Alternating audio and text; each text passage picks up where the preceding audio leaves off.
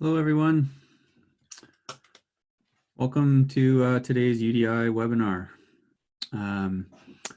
My name is Rich Threlfall, and I am the current chair of UDI Okanagan. And I just wanted to welcome everyone and thank you for attending today's webinar. Hopefully we'll see a few more people log in as we get started here and everyone gets registered and onto the Zoom meeting. Today, our webinar is titled Restarting the Economy in the Age of COVID-19, Reflections and Considerations on the New Normal with David Bond.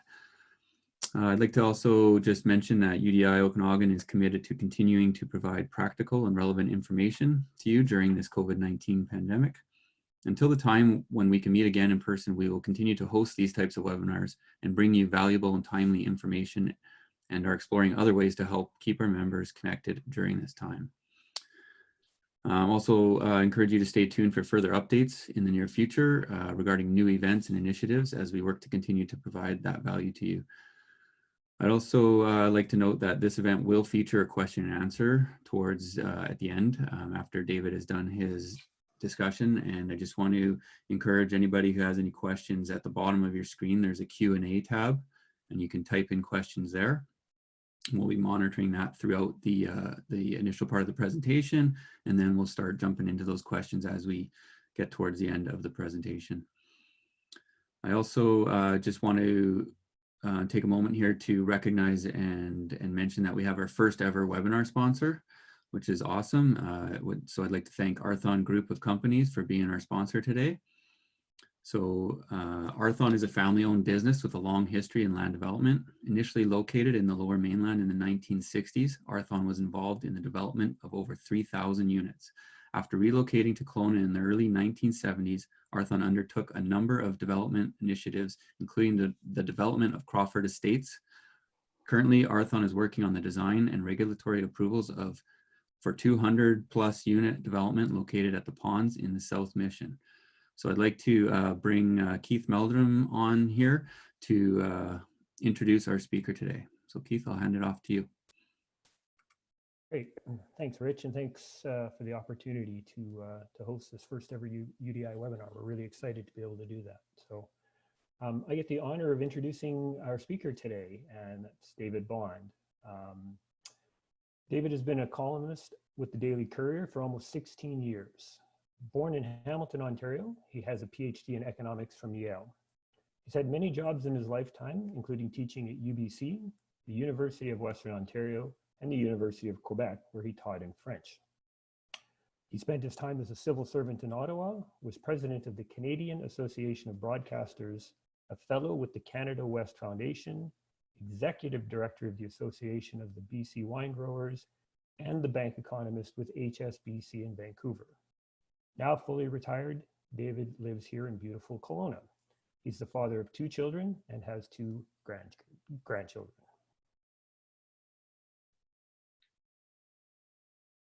So do we start? I believe it's over to you, David. Okay. Well, what can I say about the pandemic and what's it affecting our lives? But I guess the biggest thing to think about is that the pandemic has raised risk, all sorts of risk, and business will be feeling its way, I hope with caution, although most will be anxious to get back to what they call the normal. The problem is that the normal is not going to come back. The normal is gone for certain until we can find some treatment for the disease, and then particularly until we can find a vaccine. And while there's all sorts of hoopla going on about various vaccines, I still think it'll be more than a year before we have one that's really works. Now, for retailers, I think the problems are pretty clear. The first one is, will customers come back? And will they come back in sufficient numbers, or will e-commerce and dear old Amazon and the likes of that, have they stolen away most of your customers because they can do it in their jammies at 3 o'clock in the morning if they want? and they don't have the hassles of having to get a mask and be limited to the number of people that can go in the store. And if they come back, will they come back quickly or will it take time? And during that time, your costs will be up, but your revenues won't be, and that means your profit margin will be close to zero. So I think that's one of the things that retailers are going to have to think about.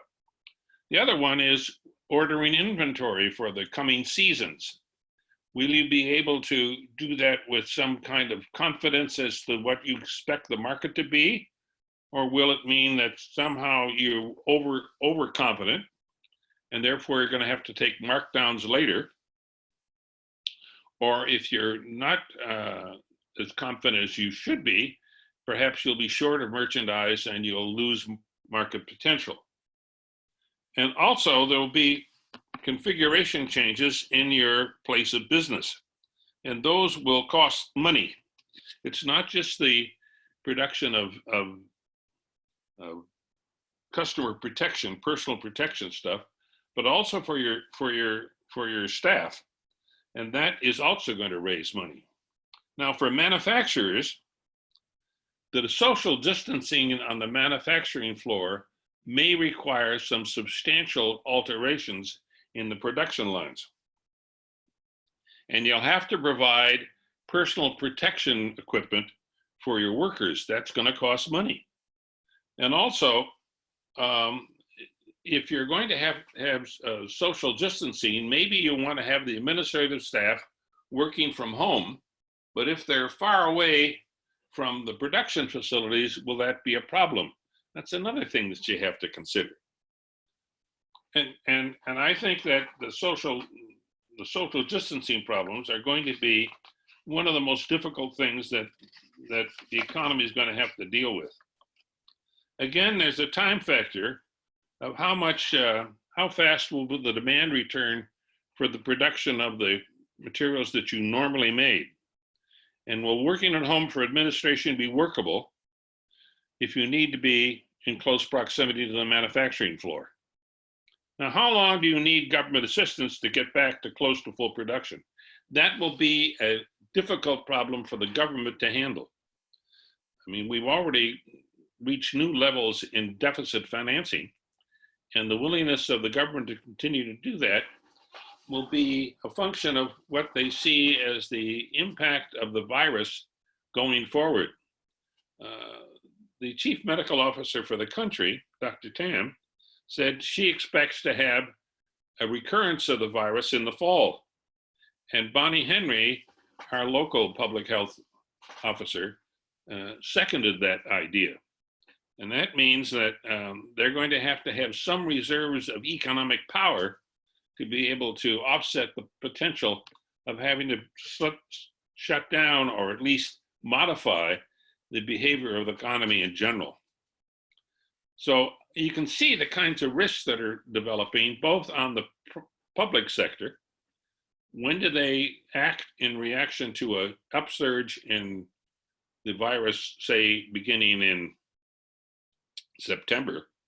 And how much can they afford to do and not to do? That's going to be perhaps the most difficult challenge, I think, that is faced both the federal and the provincial governments probably in the last 30 or 40 years. Now, some general things that I want to talk about. Life is going to become more expensive. There ain't any way we can avoid that. Since overheads for all public health protocols will increase costs. Taxes will surely rise. And the reason why is because they're going to have to service the debt. Now, I know interest rates are so low, in fact, in some cases they're negative, but the basic point is that they're going to have increased costs on medical care. And as the government of Manitoba has told the University of Manitoba, that means they're going to get less money for post-secondary education. Now, if you want to avoid that, then you've got to figure out some way to finance the healthcare and at the same time finance education.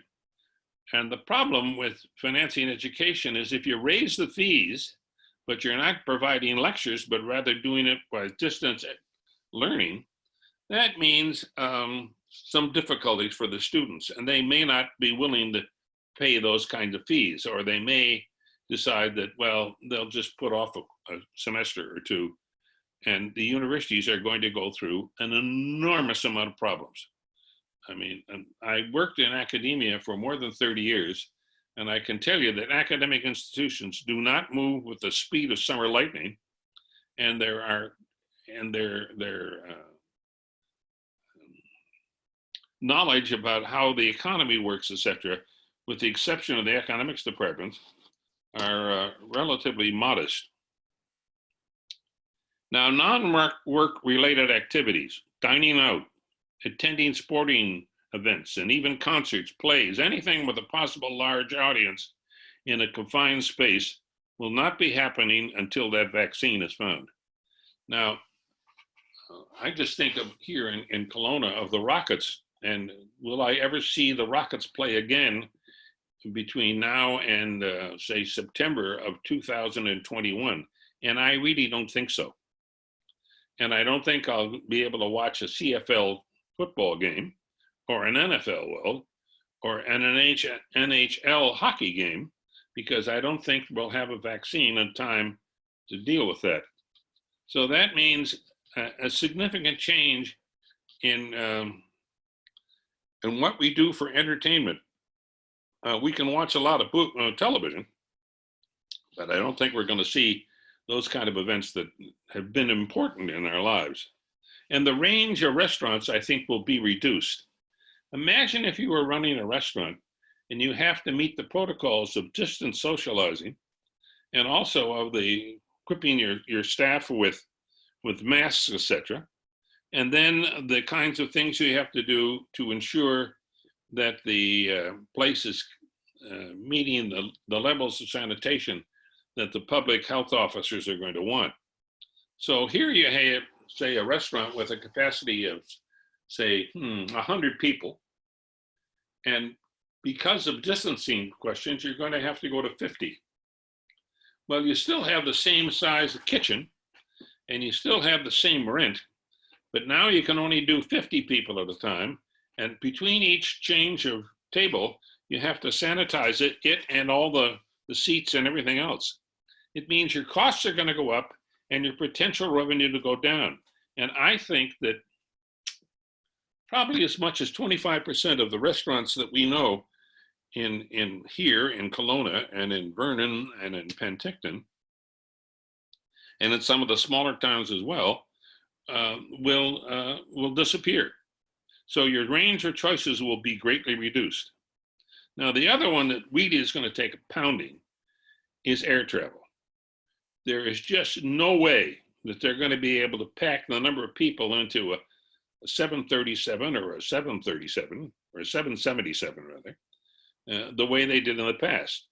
I mean, I can remember flying from here to Toronto, and I could barely get my feet onto the ground, and I certainly couldn't lower the table in front of me and use my computer. And that's going to and they're going to have to reduce the number of seats, and it's still going to cost as much fuel to get from Kelowna to Vancouver or anywhere else in the world. So that means costs are going to have to go up, and the frequency of flights probably will go down for what we had in the past. And with that restriction on air travel, I think business will find that they're going to be doing less traveling for their sales operations and doing more of the kind of thing we're doing now with Skype and Zoom and other things like that.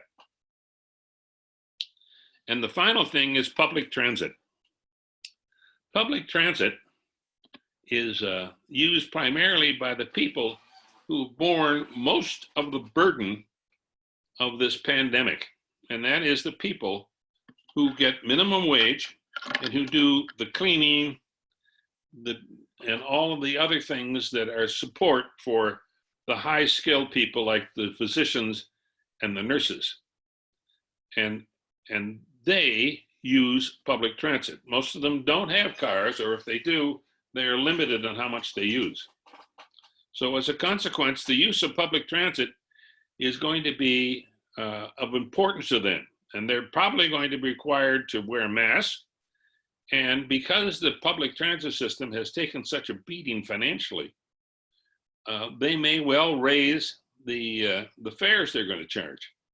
And will people be willing to get onto a bus or onto something like the GO train in Ontario, or the one that we have here in Vancouver, in the greater Vancouver region, when they're packed in like sardines? I don't think that's the case. I mean, my dear niece is getting married on Labor Day weekend in Ottawa, and that means my wife and I have to fly to Ottawa to attend the wedding.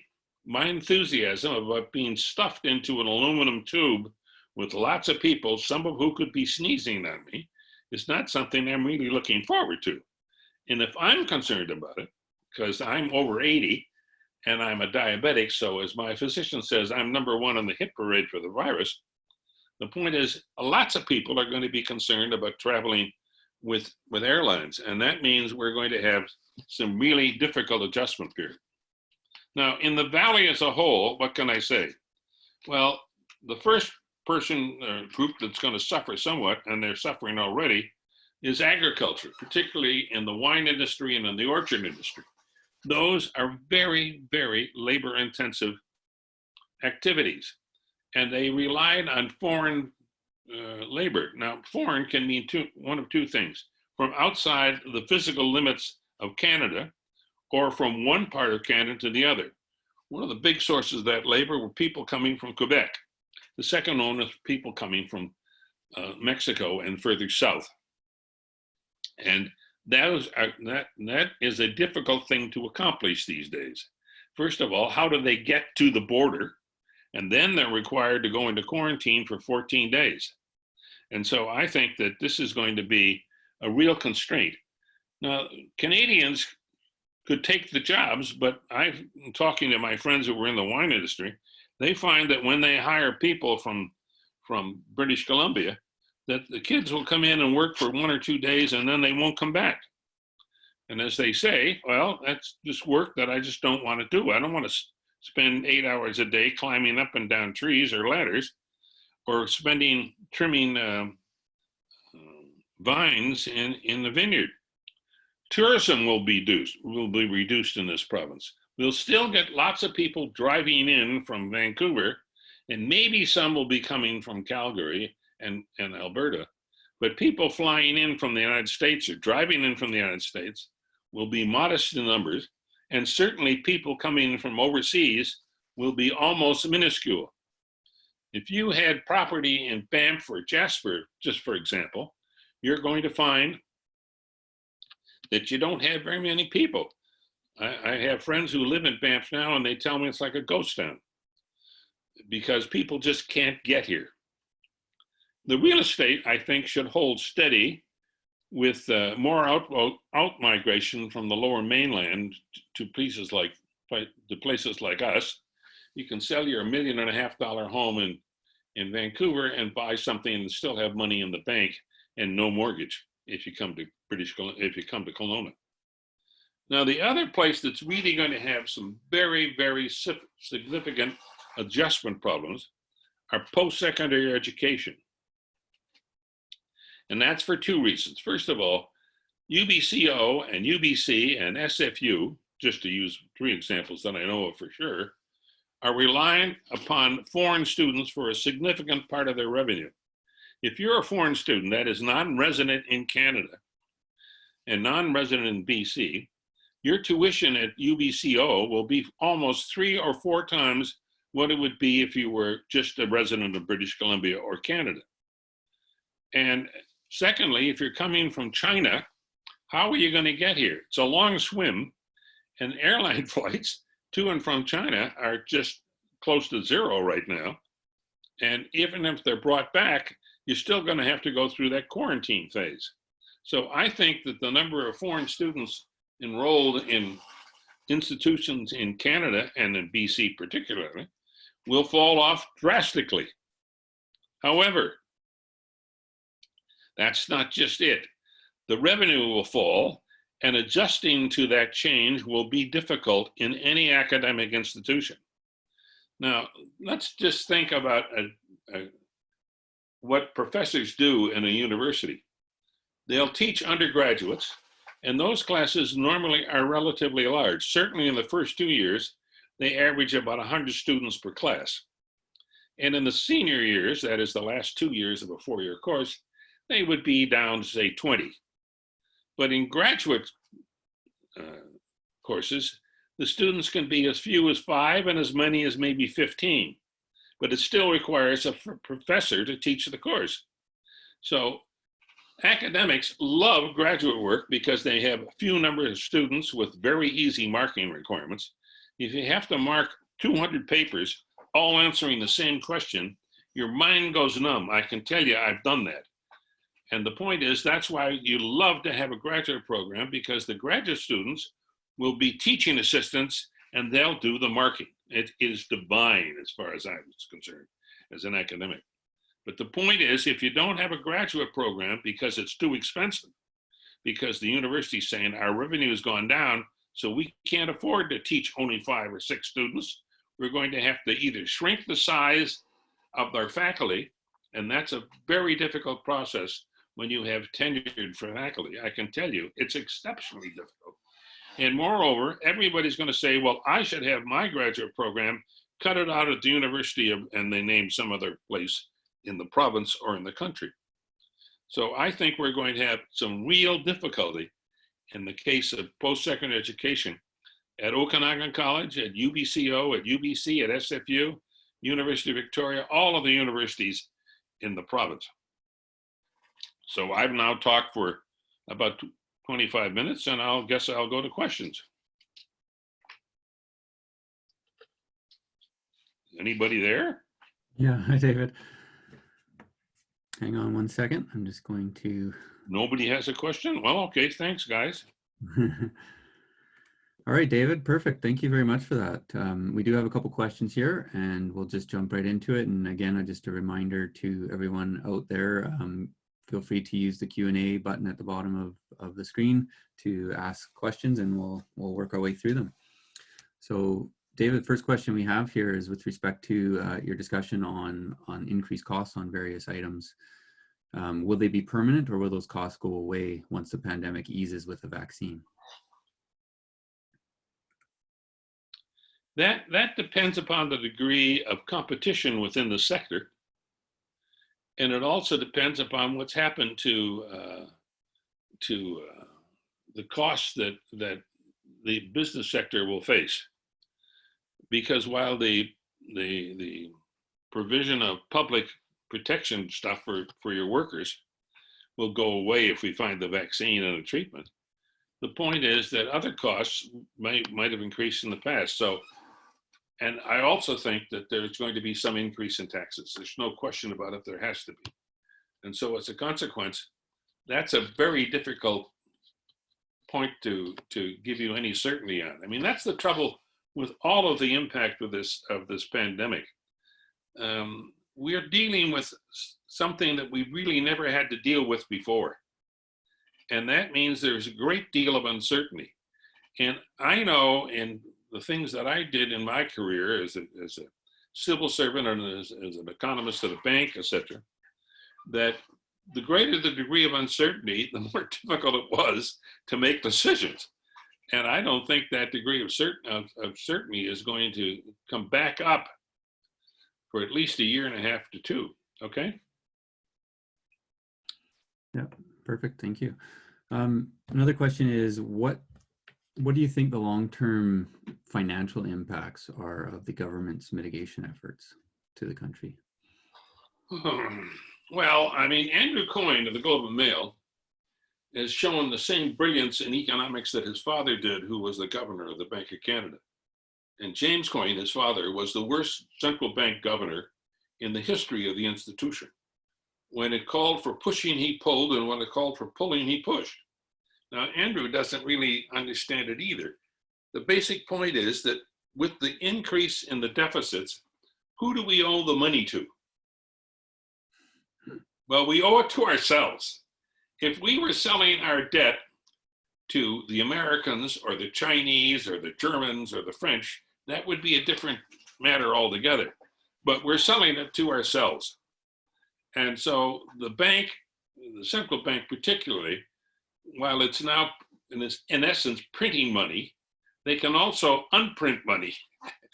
And so I think there's going to be there'll be some constraint on government spending to some degree. But basically, the fundamental problem we have is the tax system that we have is more than 50 years old. It was revised after the Carter Commission reported in the early 60s. And there has been no change there, or fundamental change in the structure for more than 50 years. And the economy and the responsibilities of different levels of government have changed drastically in that period of time. For example, healthcare is a big problem because who's responsible for healthcare? Provinces. And then what else? Education. And that's gone up too. Now, the central bank, the central government rather, the one in Ottawa, has one capacity that neither you nor I, nor the provinces nor the cities have. That is, they can print money. If you try to do that, or the provinces does, the people responsible will be able to have long-term residential care, but their freedom of movement will be constrained by the bars on the windows. In other words, a counterfeiting is considered to be a bad move by the RCMP. So we have to get a reorganization to improve the financial flow to the provinces and reduce the economic power of the federal government. I mean, right now, the federal government can raise the money and send it to the province, but they send it with instructions. Now, nothing causes a government to get more uptight than being told how they can spend the money. Remember when you got your allowance when you were a kid and your parents would say, you can't buy this and you can't buy that? Did that fill you with happiness and joy? No. And it doesn't happen when you send it to the provincial premiers. So we're going to have some realignment of the tax system. But to do that, you really need a royal commission to examine both the revenue sources and the revenue uses and who's responsible for what. That's going to be a problem because I don't think Mr. Morneau has the power within the federal government that other ministers, finance ministers in the past have had, like Wilson and Marc Lalonde. And so as a consequence, unless Mr. Trudeau gets an epiphany, equivalent to Saul on the road to Damascus, we're going to have some real difficulty of the allocation of financial powers between the federal and the provincial governments, and also the civic governments too. Remember, the civic governments are financed mainly by a wealth tax called the property tax.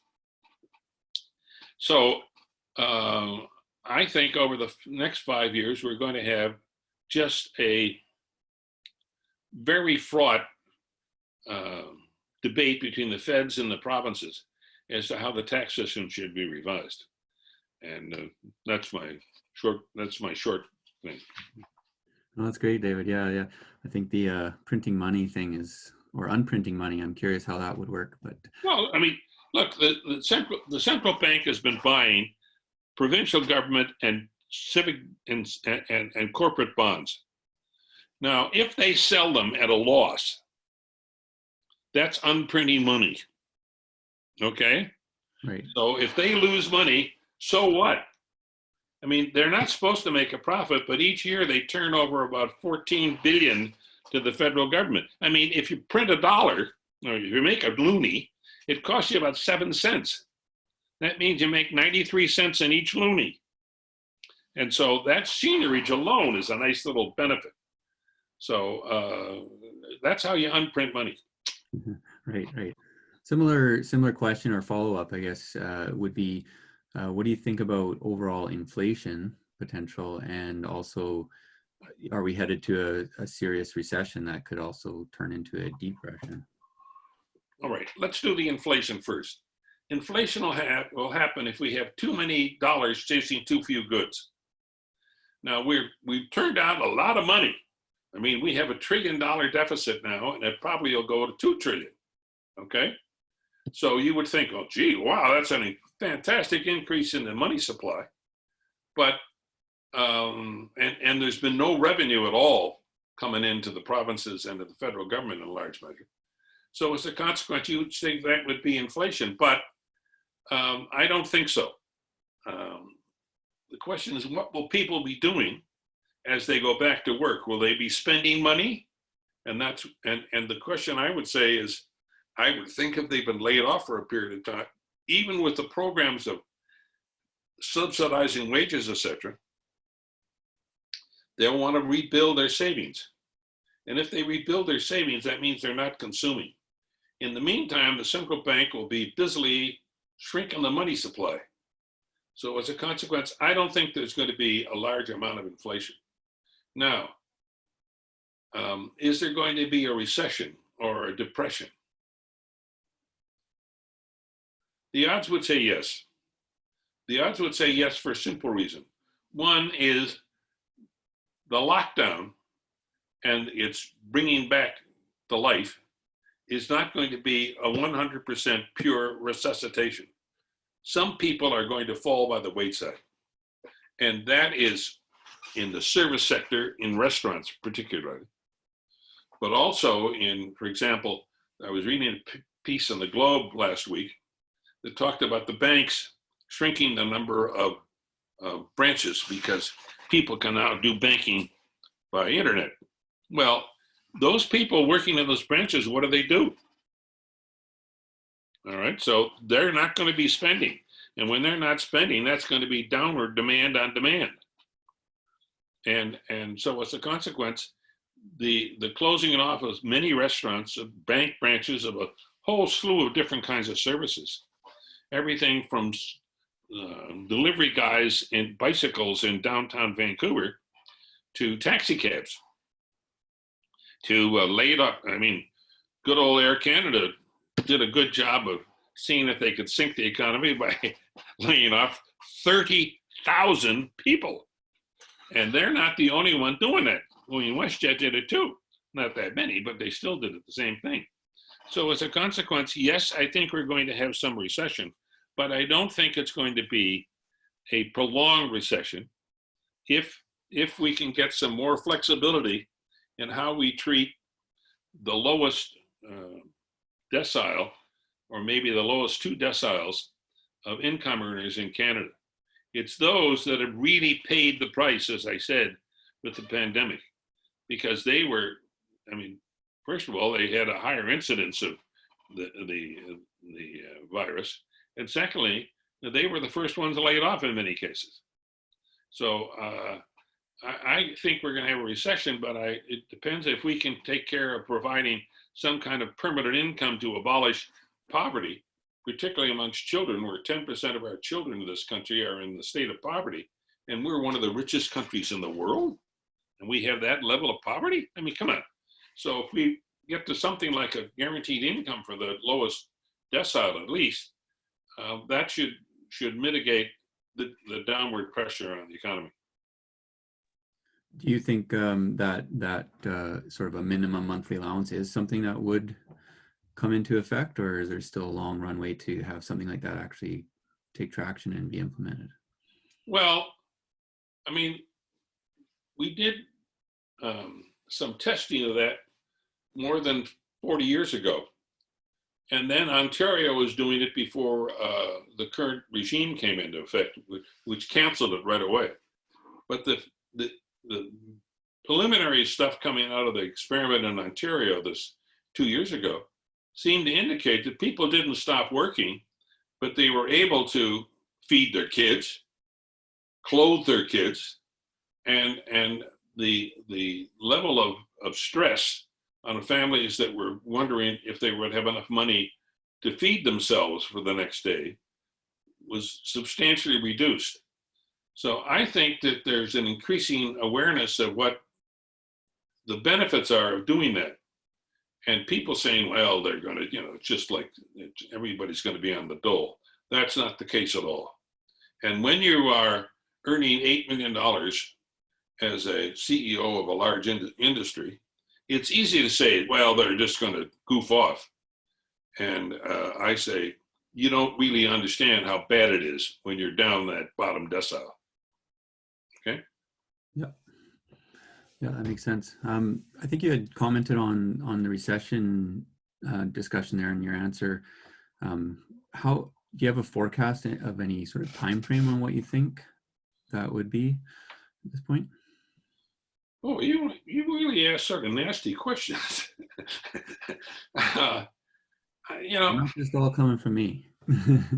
No, I making a forecast. First of all, I don't know, and nobody knows how bad the second wave of the virus will be, and the impact upon certain sectors, particularly the service sector. So I would say it probably could be as bad as 2008.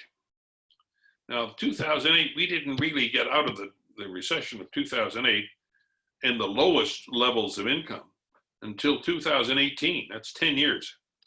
Now, we had lots of growth, but it was skewed. And the adjustments that are going to have to come in certain sectors, transportation's one, secondly, in automobiles, and thirdly, in education, and to some degree in the distribution of responsibility between the feds and the provincial governments, are all variables that I don't think anybody, including God, really knows what it's going to be like. So making a prediction of more than, it's just a feeling I have in my bones, so to speak, that maybe 2.5 years would be a reasonable time. Okay, wow. Another question that we had here was asking about the Canadian border and specifically in BC, and when will it open, or do you think it will open prior to having a vaccine?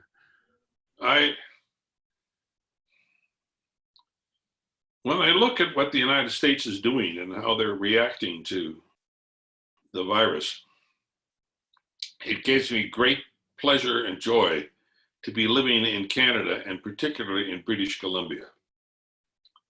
The resident of 1600 Pennsylvania Avenue in Washington, D.C. has shown immense ability to screw things up. And as long as there's a significant amount of disease occurring in the United States, I think it would be best for us to keep things closed. Or if we open it up, it better be in very restricted terms. Now, if I were a guy who owned facilities in Whistler, I would be, let's open the borders, because we want to open them up in certainly in October so we can get the ski season going. And I would think that the tourism industry there and in Banff and in Jasper and all the other ski resorts that we have in British Columbia, and we've got some really great ones, are going to be in some problem. I mean, think what's happened to the cruise ship industry. And the cruise ship industry brought a hell of a lot of money into downtown Vancouver, about $40 million. It's gone. Au revoir, disparu. And so all of that says to me that opening the border is going to be perhaps the most tricky thing we do, because we could invite a lot of importation of the virus, and that would cause enormous problems for many people. How strongly do you believe the like a decision like that is actually based on economics more so than health risks? Or do you think the government's doing a good job of really watching the health side as a priority? It depends upon what we're talking about. Certainly what Doug Ford has said in in Ontario, what the Premier of Quebec has said in Quebec, and the way Horgan and Dr. Henry have acted here, the science takes precedent over the economics, because they don't want to see if they can absolutely wipe out the efficacy of their health system and the costs involved with it. I think that in this particular case, knowing the toxic nature of the virus, that leaders of government will, if they possibly can, try to open things, but they will not do it if there is a significant concern on the part of the scientists that, hell, this could start, we could lose everything we've gained from being locked up for 6 weeks in a snap of the finger, so to speak. Do you feel that the US maybe is not following that same protocol? Well, yesterday, I think they reached 96,000 people have died from COVID-19. And I can remember a certain person, I think his name is Trump, who said in early March, there are only 15 cases in the country, and by next week, there'll only be 5. And now there's more than 1 million that have been recorded. So I don't think I think Mr. Trump is focused on one thing, and that's his reelection. He couldn't care about who it's impacting. He couldn't care about what the impact is on the nation as a whole. The only thing he's worried about is it's going to affect his reelection. And so that's the way he's acting. And that ain't the way to deal with this. Dr. Henry and Horgan in our province and the public health net sector people across the country and their premiers have all said, we put people's safety and our welfare of our jurisdiction more important than us. So if it means I don't get reelected, at least we'll have saved lives. That is not the case in Mr. Trump and with many of the people in his operation. Yeah. Maybe we'll try to focus a little bit more here on some questions to do specifically with real estate. And so where would you see the opportunity for real estate development at this time?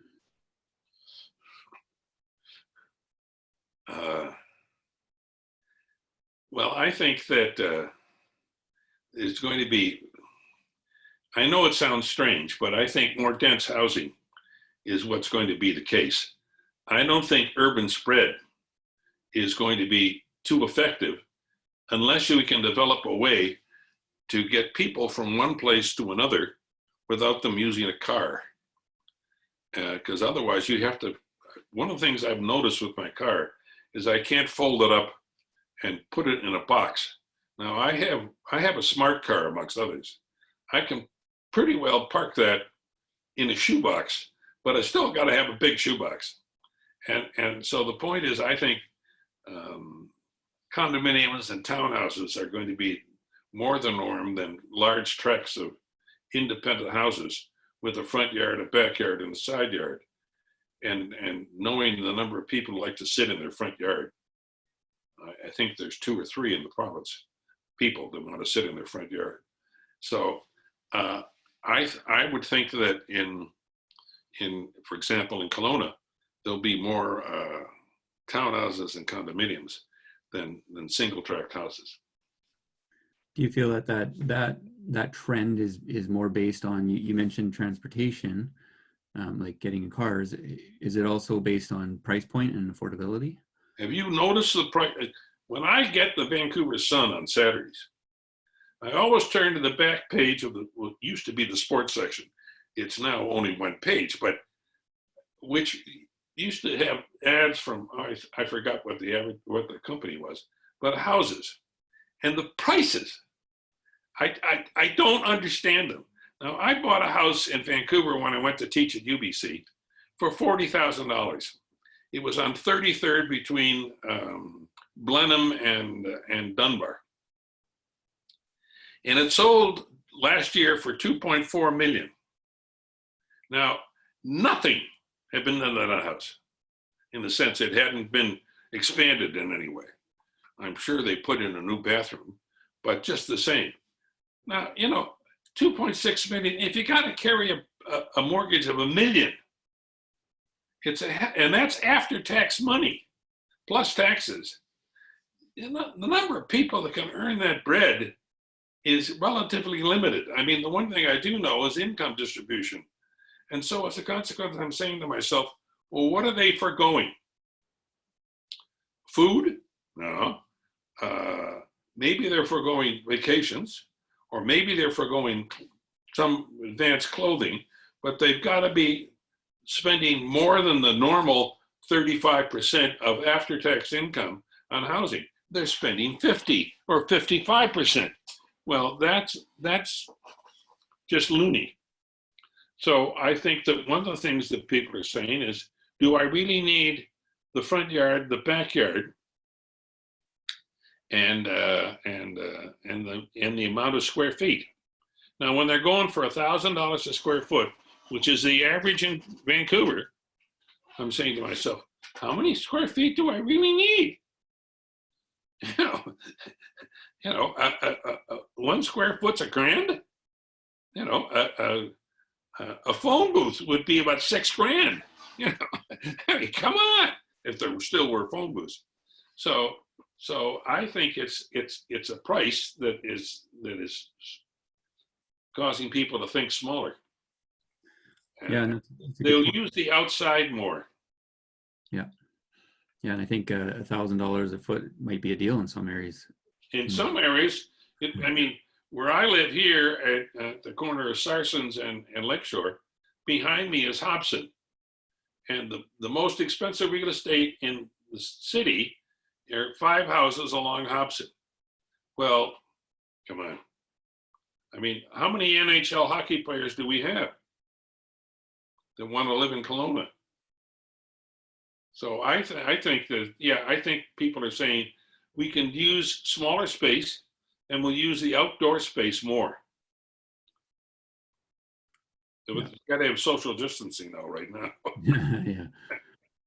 Yeah. So along the similar lines, like we've seen locally, not too much of a dramatic change in any pricing. Do you think that is yet to come? Or you'd mentioned earlier in your talk, maybe some steady real estate coming from Vancouver, buyers from Vancouver, but just maybe if you can elaborate on that a little bit.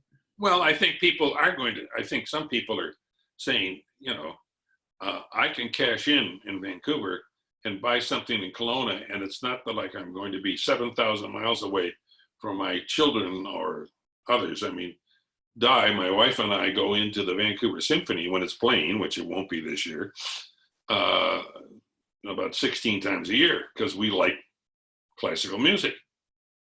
But if I was moving from Vancouver and I had to move to, say, Calgary or further east, that would be a different question than just moving to Kelowna.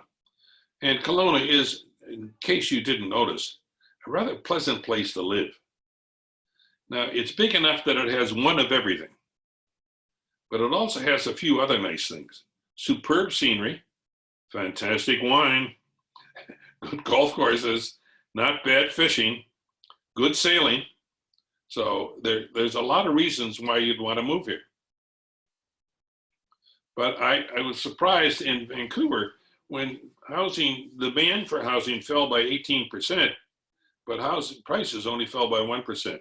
I think there's going to be some pressure downward on prices. Yeah, I guess that comes back to whether or not the market demand will shift in the future here, and that's everyone's crystal ball that they want that answer for, is whether or not there's going to be a higher demand. And I know from the people that I speak to, we actually have concerns over the ability to bring enough inventory on locally here in the Okanagan for that demand of people that want to live here and want to move here, and with a bit of a pause right now on the industry and on some projects not moving forward as they had planned, say 3 months ago. Ultimately, when they do go forward, we might actually be a bit behind again on the market, which then less inventory drives prices usually. Well, who knows? I mean, this is one of the problems of this. What is the impact of this stupid goddamn virus? And it's the unknowns that are so dominant, and it makes predictions so subject to varying risks that we can't price the risk, nor can we measure the risk. And those are the problems. It's unlike any kind of economic cycle that I can remember in my career, and I got my PhD in 1964, and that I can remember in that period of more than 60 years. Right. Yeah, so I got another question here. It's not on real estate specifically, but where do you believe investment opportunities may be during these times? Is it gold? Is it real estate? Where do you feel? Well, it isn't corporate bonds. Unless you buy junk bonds, and then you're taking a risk that's really pretty high.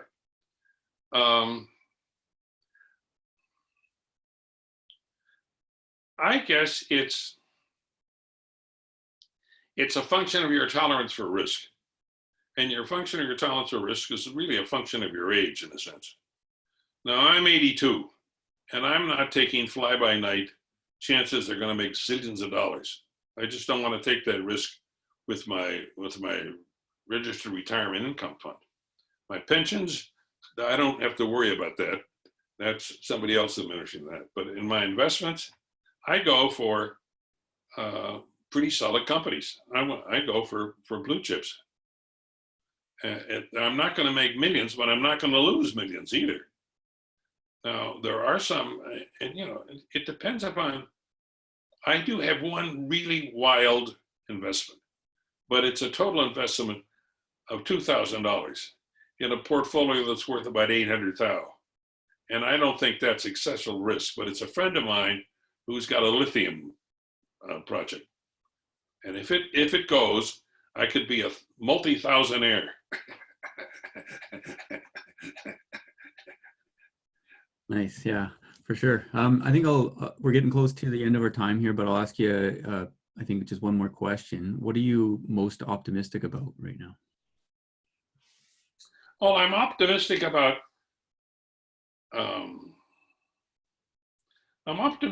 the ability of our governments to deal with this problem effectively. And I think that they'll do a good job over time. Okay? Yeah, that's great. That's great. Okay, well, we'll get this presentation here wrapped up. So I'll just do a few closing remarks here. I just want to thank you, David, again for taking the time to meet with us today and have this discussion. I really appreciate it. I really enjoyed it myself. Great. And I also want to ensure I thank our sponsor today, Arthon Group of Companies and Keith Meldrum. Thank you to everyone who's attended today. Also let you know that this event has been recorded and it will be posted on our website and sent out to all of our members. I also want to encourage you to contact the UDI office if you have any other event topics, or if you would like, if you'd be interested to sponsor any of our future upcoming webinars. The contact information should be on your screen right now. And also, I just wanted to note that for those of you that signed up for the roundtable discussion to dig deeper into this topic, that's going to start at 1:30 here right away. That will start as soon as we get off this session. So again, thank you, David, and thank you to everyone for attending. And we'll see you on the next one. Thank you very much, Rich.